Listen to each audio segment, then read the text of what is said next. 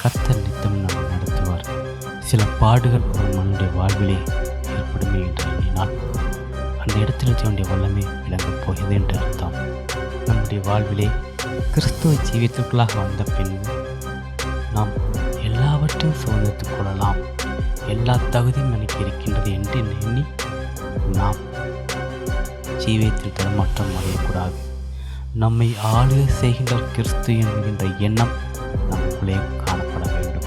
இந்த உலக சிற்றின்பங்கள் நம்மை பார்த்து ஈர்க்கும், இந்த உலக சிற்றின்பங்கள் நம்மை கவர்ந்து இழுக்கும், இந்த உலக சிற்றின்பங்கள் நம்மை மயக்க செய்யும். நீங்கள் ஒன்றுக்கும் கவலைப்பட வேண்டாம். அவை எல்லாவற்றும் தேவன் திரும்ப எழும்பி பிரகாக்கி செய்ய வல்லமையுள்ளவராய் காணப்படுகிறார். அவர் ஆளுகை செய்கின்ற இந்த சரீரத்தை பாவத்தை நோக்கி கொண்டு செல்வது பாவம் அல்லவா? அதை பாவத்தினால் கரைப்பட செய்வது பாவம் அல்லவா? கிறிஸ்துவ ஜனத்திற்கு கொண்டு ஒரு ஒழுக்கம் காணப்பட வேண்டும்.